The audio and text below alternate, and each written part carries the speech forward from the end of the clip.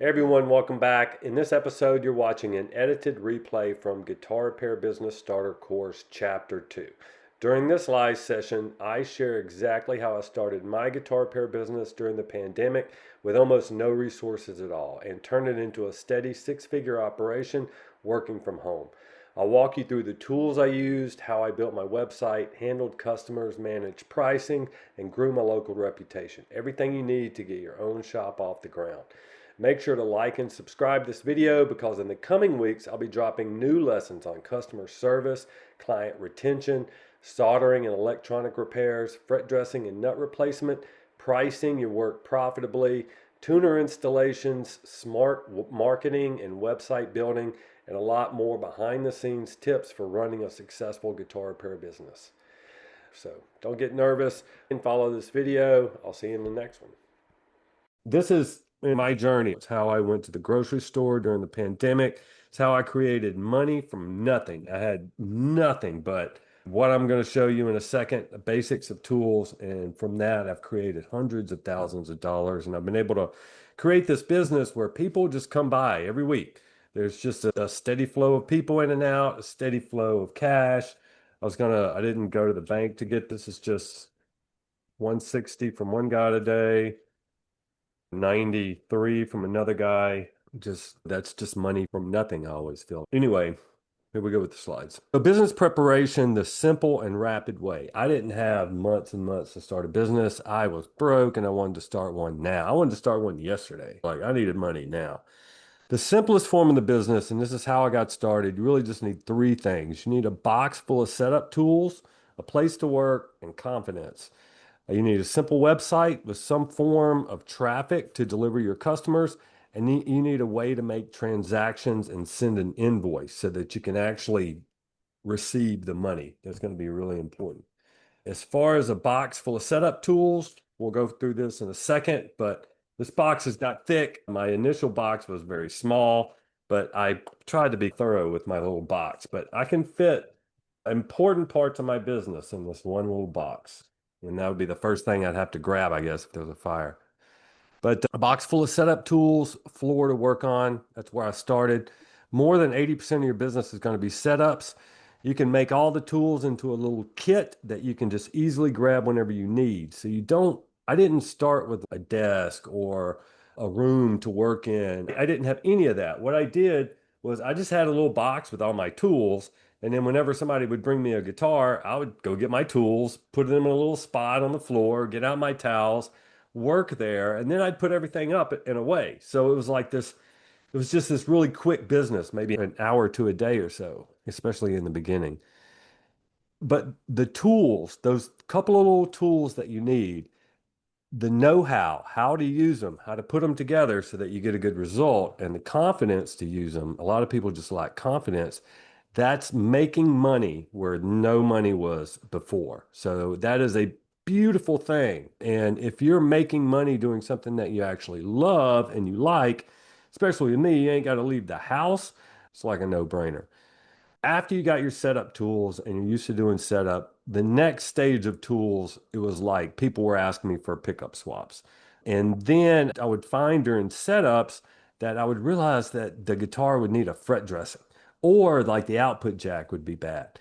And the fret dressing would happen when there was like a catastrophic buzz. So I'd set the guitar up. I was sure that it was supposed to be playing great.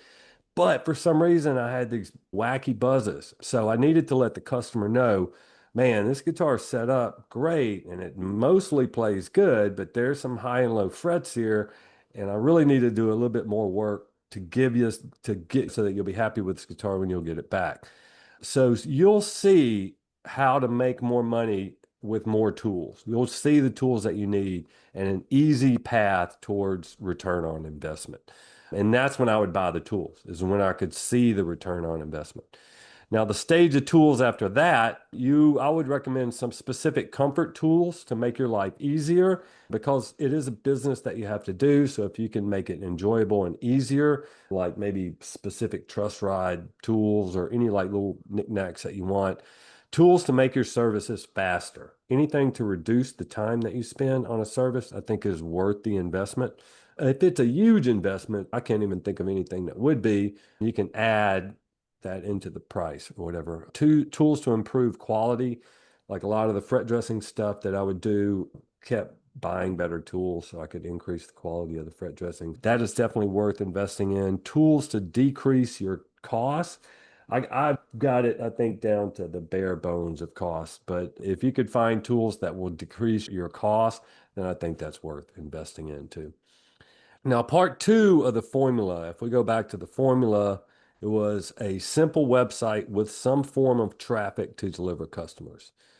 So your website will get found online. Your website needs to help people trust you. It has a job to do. It needs to make people trust you, and it needs to help people communicate with you as well, answer their questions, which is part of the trust thing. And it's going to deliver customers to you. And it's about the only way that I can think of to deliver customers right away. You got to create a website. You got to create a Google business page, which is free. Facebook, Instagram, TikTok, YouTube, free traffic. Craigslist was free traffic for me. It worked very well. That was my only form of traffic in the beginning. And then I started doing some Facebook stuff. But that was my little route to money. It was a Facebook ad, that got a Craigslist ad that got me a customer, brought me a guitar. I had the tools, I had the confidence. I sent them an invoice. I got paid. That was my little funnel right there. And then I started to find other funnels, other ways for people to look at my website. But that's how it started. And you need a way to send an invoice and get paid. That is part of the process. And also, making the actual transaction really easy is just part of the process. So you need to figure out how you want. In the simplest version of this, you could just accept cash in the beginning. And I think like in the maybe the first couple of customers, I was like, it's cash only right now. And then people were like, I could go to the ATM, and I was like, maybe I should set up some Venmo and stuff like that. But you got to think about that. You got to, because you're gonna, after somebody contacts you for business, you're going to have to charge them. So it can't be, you can't fumble around and then go, I don't know how you're going to pay me. I don't know. I thought you're going to bring me some cash. You can't fumble around like that. You have to execute the transaction at the end. Adamant about that. So figure out how they're going to pay you. Is it cash, Venmo, credit cards, Zelle? Here's the easy way of how this business works. Somebody's going to contact you from seeing your website. This happens to me 3, 4 times a day. They'll ask you for a setup, and you can pick and choose which jobs you're going to take on. I declined one job today. A lady came by with a parlor guitar. She said, "Can you make this guitar playable?" I checked the neck and needed a neck reset. The guitar was almost 100 years old. And I told her I could put strings on this guitar and make it make noise, but it's not going to be playable. So I don't want to accept it. And I told her what she needed to do with the guitar. And man, it was a stunning guitar. I wish I could have worked with it. But I had a guy come by with an amp today. And I was like, before you leave, let's plug it in. We plugged it in, and he just didn't know how to operate his amp. So I like fooled around with it, and I showed him how to do it. And he was like, so I guess it works fine. I was like, yep, it works fine. So I just asked him for a review before he left. But they're going to likely ask you for a setup. Now, when you first get started, you get all wacky, oddball questions like, can you paint my guitar? Or can you do some weird conversion or something? Just say no to every single one of those. But when they call you, say, hey man, I got a Fender Stratocaster. I just bought it. It feels really wonky. Can you take a look at it and lower the action? Yes, I can do that. In your mind, I know exactly how to do that. And you don't freak out. I can do this. Don't freak out. Don't have too much anxiety over it. They're going to come over, you fix their guitar, and then you ask them to pay you, and then you give them some options. So you got to send them an invoice, and they're going to give you some options and give them some options on how to get paid. And then at the end, you just put money in your pocket, and they're happy. So it's a win-win situation. Another thing I said when I started this business, I was like, if this is not a win-win situation for me and the customer, I don't want to do it. But I quickly figured out that they were very happy. So happy they were willing to give me 5-star reviews and tell their friends and stuff. So as soon as I found that win-win situation, I just figured out how much I could charge, how far I could push the prices up until it was still win-win. Now, a more complicated version of the business is you got all the tools for all the major services It's taking you maybe a couple of months to buy all this stuff and realize that you needed it. You're collecting reviews and your base is growing. So you're working on your 1,000 true fans. You're paying your taxes like a good citizen. You're using more advanced marketing because you've got more of a bandwidth. You get a taste for blood once you get a couple of some cash in your pockets, and you say, "Oh, I need to open up some more of those funnels so I can get more people coming in." And like I would get leads from Craigslist, and then I started getting leads from Facebook ads and then Google ads, and then it just built and built until now it's just got its own momentum. Ideally, you want to be contributing to the community in your area. Your business is a way that you can give back to the people that are around you. If this world is all about love and about being kind to our neighbors, helping one another. I grew up Christian and a Catholic religion, so this was like we were hearing this all the time. If this is our goal to really be of service to the other people in our area, and if you help the people in your area get what they want, then you'll get what you want back. So being a good contributing member to your community, I think, is important.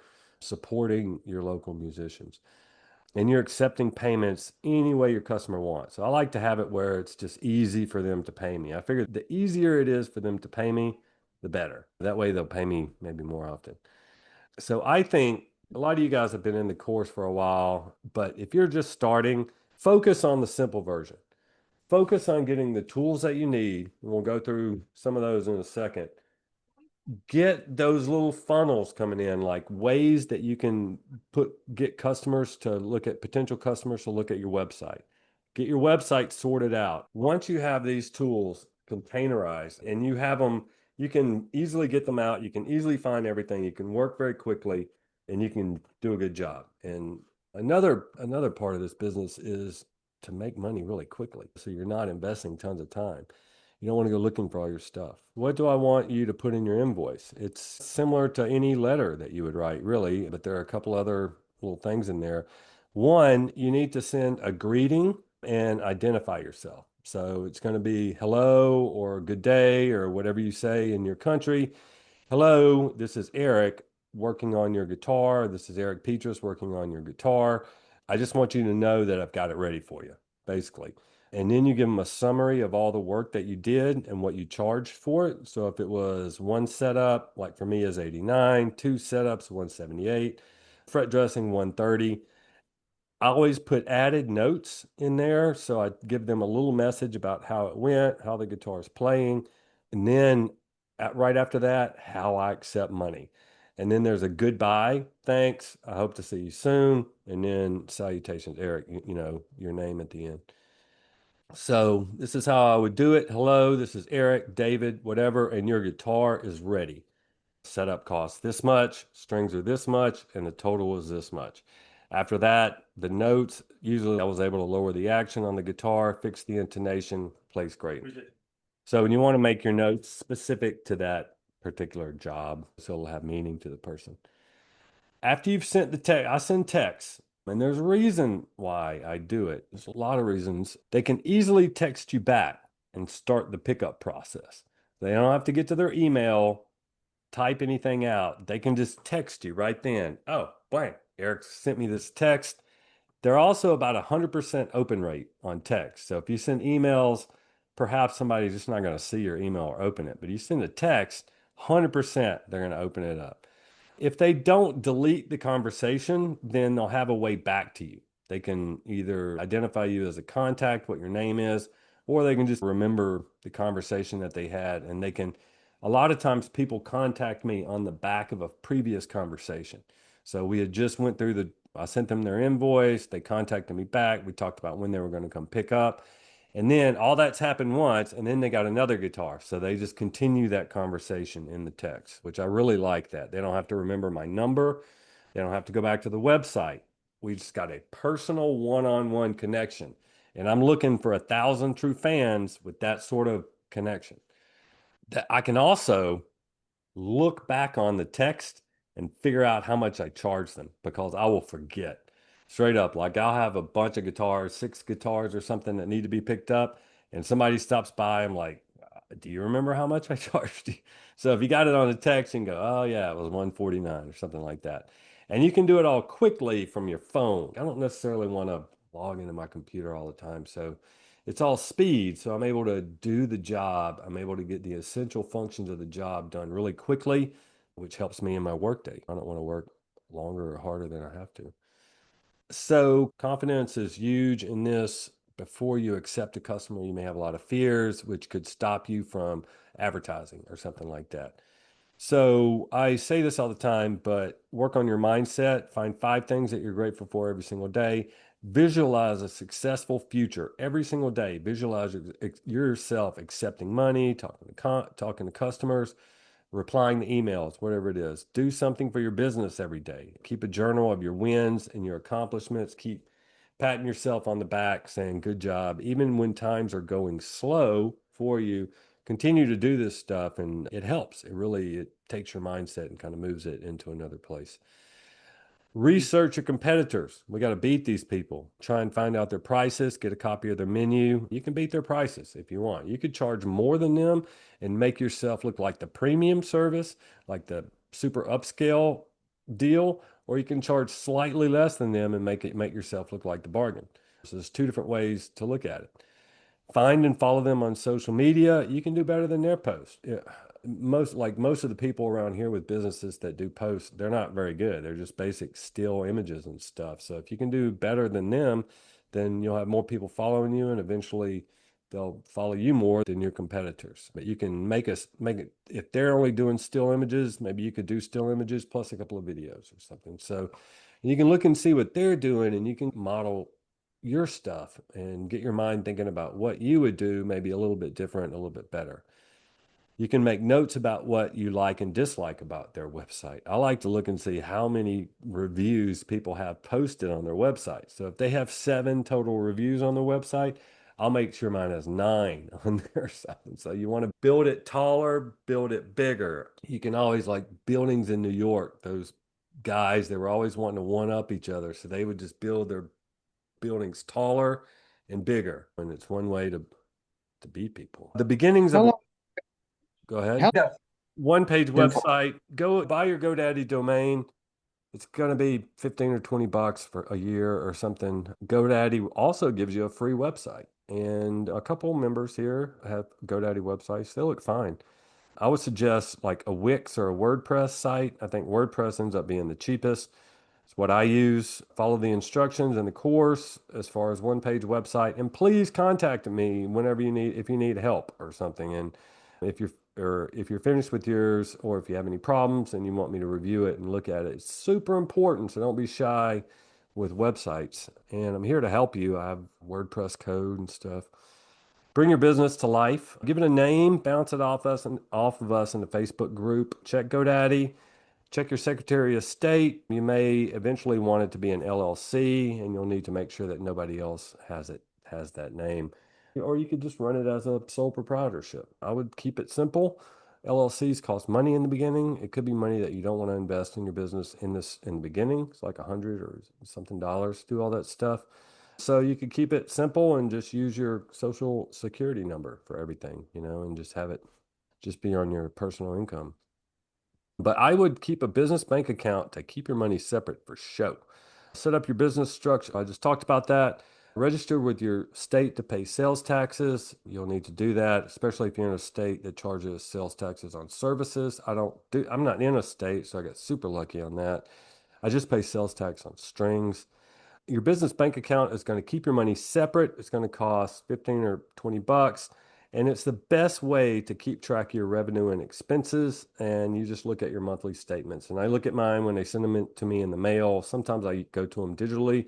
I like to look at how much money I made, and then how much money I spent, and just I'll every once in a while I'll go through them and look and see if I have any BS charges or something in there, or like some sort of service that I'm paying for that I don't need anymore. But yeah, it's just the perfect little ledger, and they do it for you. You don't need an accountant or anything. Payment services like Venmo and Zelle, they're going to go straight to your business bank account. So set all that up so that whenever if they get paid, if you get paid via credit card, Venmo, or Zelle, it all goes to the same bank account so that you can keep track of it. If you want to take credit cards, I would recommend squareup.com. It's an app on my phone. I don't even have any hardware that goes to this anymore. So I'm assuming they don't charge you anything. And I do have a new phone. Sometimes it doesn't work as well as you'd want it to work, but it does new cards, like new credit cards, it swipes them, no problem. And if it doesn't work with somebody's card, they'll usually have another card. We can always make it work, but it's not hard to do. It's figuring things out right there. You punch in how much money you want to charge them. It gives you a couple of like review sale buttons, and then it gives you like this apparatus where you can touch their card down. I have create your logo and business card. This is probably the last thing that I did. I didn't have a logo until this like in the past 12 months. It wasn't really important to me. What was important was just that funnel of customers coming in, the real simple business. But you can have that done. You can have that done on Canva. You can do it yourself on Canva. You can have somebody do it on Fiverr. If you want a really nice one, you can go to 48 Hour Logo. It's a bit more expensive, but I found that was great. I loved 48 Hour Logo. I thought they did a really good job. It was very fun, I thought, to look at all the different ones that they had. Canva is getting a lot better as far as their AI tools. So you can just type in, hey, I want a logo for blah, blah, blah, blah, blah, blah, blah, and let it make something for you, and then maybe just change it up a little bit. I would definitely research some music teachers in your area, any rehearsal spaces, any place you think musicians are hanging out. You want to be part of the conversation. You want to get your name in there. It's a potential way to start that funnel, and you want to look for those little places where you can attract customers. Your business structure is the way that you pay taxes. IRS really created some excellent resources to help you decide. I'm not a lawyer or an accountant, but if you choose like a LLC or a business structure like that, you'll pay your taxes with an EIN number in America. If you do it as a sole proprietorship or a sole trader, you just use your social security number whenever you fill out forms and stuff. You can get a free EIN number. You just have to go to, I've got it in the course. It's probably usa.gov or something. So you use all that to pay your taxes. You got to register with your state. There's a lot of links in the course. A big nut, not a big Google business profile is super important. I should have had this at the top. After you've got your website made, or at least a Facebook business page made that looks good and has some activity on it, you need to fill out a Google business profile. So that way, people in your area, so that whenever they're looking for guitar repair or guitar setup, your name comes up as in one of the two or three that are in your area, or four or five, whatever. Google makes it really easy. It helps them organize the internet better, do whatever they want you to do, jump through whatever hoop that they want you to jump through, get your business profile done, and make sure it's up and ready. If you're having any trouble with these guys, let me know, because I've also been through I've moved this business 4 times, and I've been through a lot of their crap. Bookmark your Google business page, your Google business profile. You can get through it. I think now you have to get to it via your Google Maps on your phone. On my computer, I guess I get to it just from my little icon up in the Google search engine on the right. You're going to be a musical instrument repair shop, approximate 30-mile radius. Go ahead and verify your business. It's probably going to ask you to send a postcard or something, and then start posting pics that are less than 25 megabytes on your Google business profile, and pics of guitars, obviously, or you working on guitars. But I found that it's really helping with people like getting more views just to put like fresh pics on there. They sent me a message the other day and they said that, did you know that we only include pics that were like recent on your Google business profile, like within the last 6 months? But I don't know if that's true, because I think I see older ones on there. But they said, so that's a good reason for you to keep adding more pics. So I was like, I'm going to keep doing that. Google business profile, your Google business page is the best way that I know to collect reviews, which is the best way that I know to build trust. Still have people call me all the time saying, man, you got a bunch of Google reviews. You're going to post often, update your business information, use your website as a marketing asset, and communicate with your customers. I don't know if they have that Google Messenger anymore on Google My Business. I don't get that anymore. I think they deleted that part. They used to could just press a button and like message you, which would call you. It was annoying because it had this computerized type feel to it. Your NAP information, just remember to keep all this stuff straight: name, address, phone number. Make sure it shows up consistently throughout all your, you don't want to miss, you don't want to change the spelling or put CT on one and then court on another or something like that. What'll happen is Google will start sending out its bots on everything on the internet. And if you appear in like different ways, maybe one way on your website and then one way on your Facebook page, it's going to bring up errors. So it's trying to verify who you are by like crawling over these places and verifying the information over and over again. And if they see it differently, it's not good. You should have it the same. Potential customers definitely use Facebook. You can advertise with Facebook ads. This is how I made all my riches in the beginning. I was familiar with Facebook ads, so I went hard on it. People use, if you can get Facebook followers, it's like free members of your 1,000 true fans. If you can get people to follow you on Facebook, you can even have like your Facebook URLs at the bottom of your invoice. You could say, I should do this. And say, follow me on Facebook, click this. And you can put your URL down there. It helps you connect with customers via chat. It's not my favorite form of chat, but you can chat with your customers. And I have a couple customers that use that only. Like they always just get back to me on Facebook. It's annoying, but I've got 3 people who do that. You can use your Facebook page as a website. I've got one of my competitors does that, and you can put the URL of your website, your Facebook page, use that in your Google Business profile. Whenever it asks you for your website, Google Business, just put your Facebook page on there, and it's fine. It'll just send them there. And then on your Facebook page, you need to, like maybe on, you got to pin like a post that tells people to call you or whatever name, and so it'll allow people to message you through there. But there are people who do their whole business on just Facebook. Other accounts, Instagram, TikTok, Nextdoor. I always recommended that one. That's a little weird. Yelp. Danny said he's having a lot of success with Yelp. Yelp has a very high SEO rating. I would definitely go there and fill out your profile, do a good job filling out your profile. You'll come up. You'll come up on Yelp. They have a really high trust rating. Create Are you consistent paying are you paying Yelp or are you just getting their free service? free service. Yeah.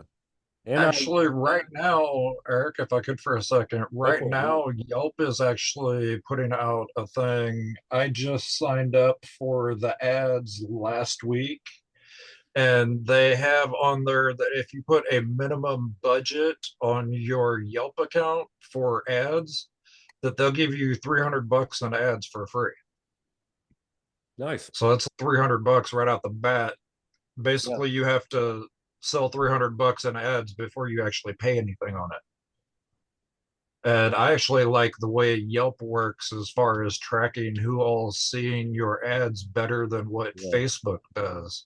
Yeah. With Facebook, I put for it to only run my ads locally. Yeah. And I had people from like over by George sending me messages talking about when can I drop my guitar off. Yeah. That's crazy.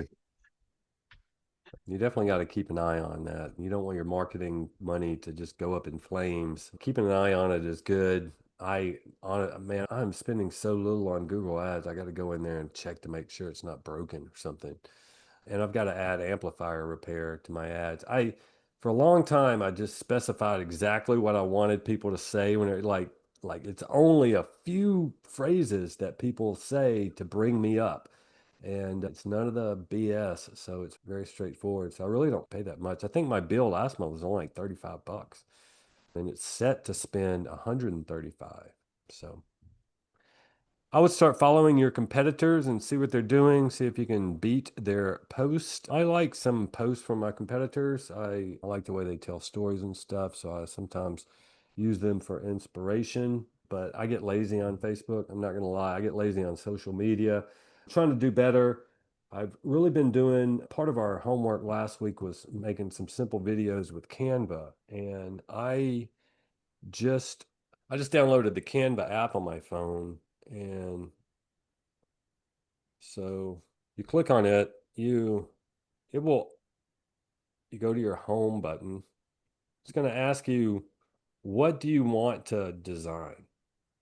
Or you can go to like old designs that you've had. But if you just type in Instagram video, then you get templates that you can customize and use. Let's take a look at tools. Talking about the tools that will make you money. Love these tools. Deoxit. If I don't have it, I buy more of it. It's one of the things that I buy more. Fret polishing papers, my favorite too, right here. I need more of this stuff, but I'm going to use the very last of this. And I like the smaller bottles. They work a lot better than the big bottles. So I'll pay up to get two smaller bottles. They usually come in 2 packs rather than buying the one big, because the one big, I just don't like it. But this stuff right here works like a charm. It's very inexpensive. I buy 2 packs of that. The Baroque guy, I think this is probably the very first one that I've had. So I probably had this for years. I use this instead of this fret rocker, but I picked the fret rocker as an essential tool. That's your string height gauge, your feeler gauges. You need this, but you don't need an expensive one. I probably started off with that one. No, I actually did start off with that one. I do like needle nose pliers. They help me bend things. So I put them in as essential. These are my favorite pair of pliers. If I didn't have these around, I'd get nervous. They just seem to, it's simple, but it seemed to work. My favorite big-headed thick screwdriver. I really like this screwdriver. It's one of my go-tos. 5 millimeter Martin wrench. This is one that I have to keep around all the time. I really like this guy. This is my screwdriver, and it's just got the 1/4 inch deal right here. And I got some other attachments hanging around, but I use this for my Taylor deal. I use it all the time. And screwdriver. I put the capo as an essential tool. I also put the Gibson truss rod tool as essential. I see a lot of Gibsons in here, so I think that's necessary. This is the biggest money maker in the whole set. This is the 4 millimeter truss rod, which basically adjusts any truss.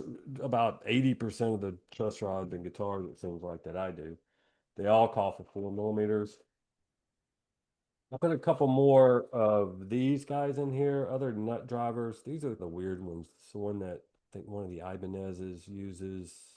Anyway, you'll have to use those every once in a while. And I bought a set of these. I had this other set of feeler gauges, but I keep this one separate, and this one's all bent up. And I've had this for a long time, but this is my main go-to .010 feeler gauge. It's like an old friend. I also like these guys for getting off those stubborn knobs on Stratocasters and whatnot without having to break your fingernails and stuff. So I like that guy. I do not think it's essential. I think you can use your fingernails. I like this guy for the over the top pot cleaners. I think these are essential. And these are also proving very useful for amplifiers too, cleaning potentiometers without going into the chassis. I like my little ruler. I've had this for a long time, even in my culinary career. I keep that one.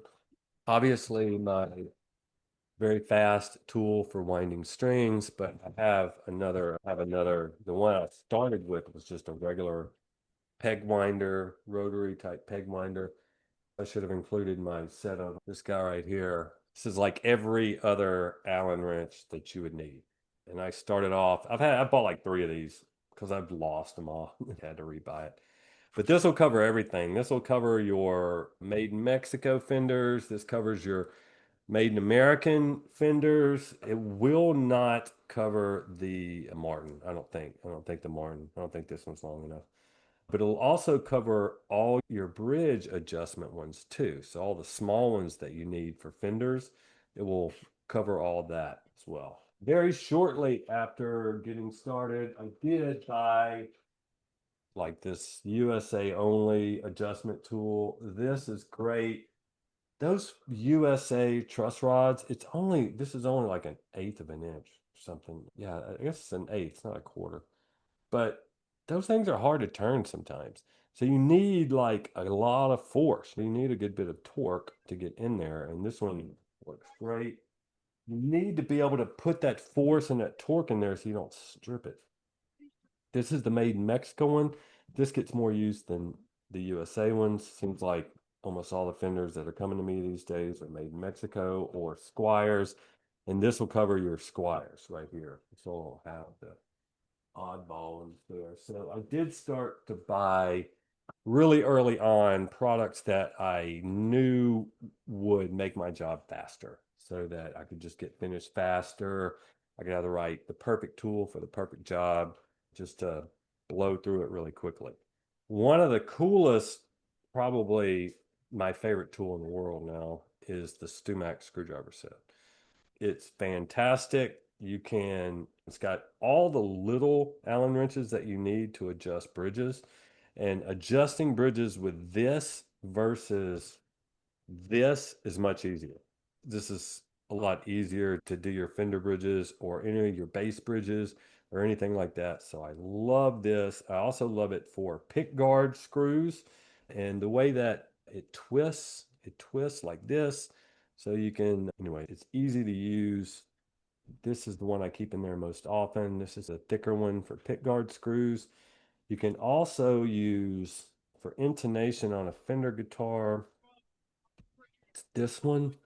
It's a little thicker, and then you throw this one on right here, and then that's the perfect. It's a little bit thick, but it's perfect for doing intonation on like a Fender American or anything, really. That's the one you want. And if this is too big, you can go back to the other one. It also has the right Phillips head for tiny tuner screws.